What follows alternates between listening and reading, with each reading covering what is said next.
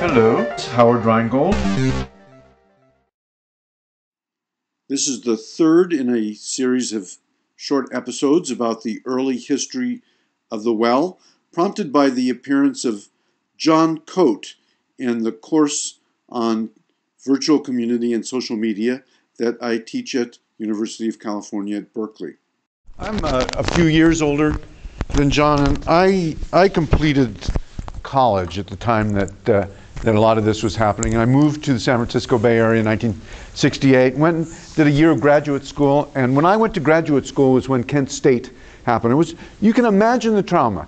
Every department on every campus in the United States had a meeting. State University of New York at Stony Brook, and the Social Sciences Department had a big meeting the next day. And the meeting was about drafting a letter to President Nixon.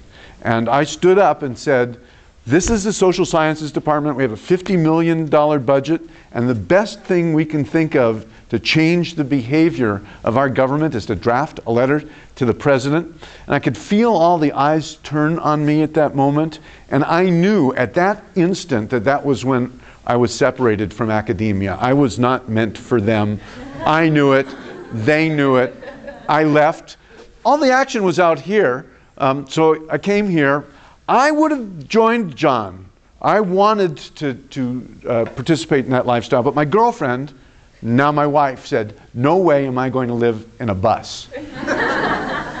So my way of dropping out was to become a writer, 23 years old. I didn't realize at that time when I made that decision that I would be in a room alone for a long time. I got into computers because they were better than typewriters. I plugged my computer in to a modem and started exploring these BBSs at the time.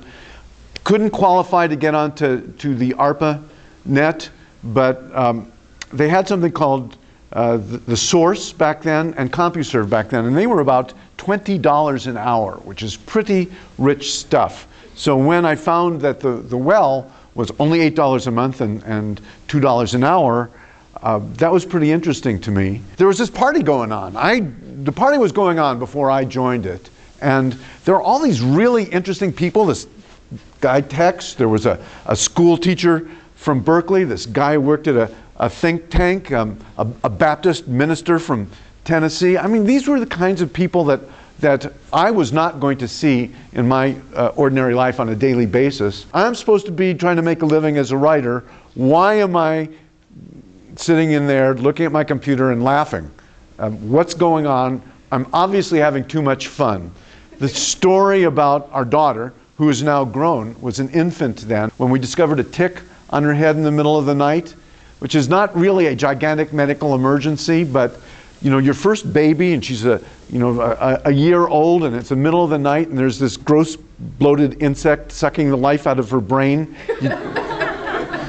You want to know what to do, and what you do is you call your pediatrician. And when you call your pediatrician at midnight, that means you get a answering service, and you wait for somebody on call to call you back. So I went in and logged on to the well, and I remember to this day getting this look from her like, okay, we're going to talk about this later.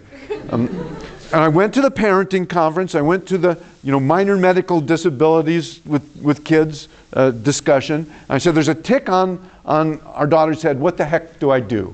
And so fortunately for the rest of this story, a doctor, he actually is a doctor. He was at that point the director of the Haight-Ashbury Medical Clinic, despite the fact that his name is Flash Gordon, MD.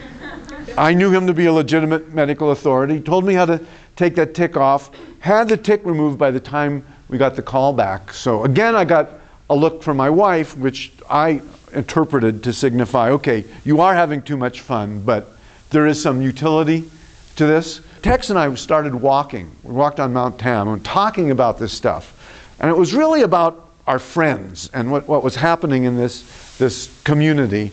And we were convinced something bigger was happening here. And it was something that we thought was going to spread. Just, I think, as the people who went off to join the farm were convinced that they were pioneering an alternative America, that we didn't have to be the way industrial era suburban America had been, that we could create new ways of living. It turned out to be very, very difficult to do when you got to wash the diapers and feed the kids and you know, fix the cars.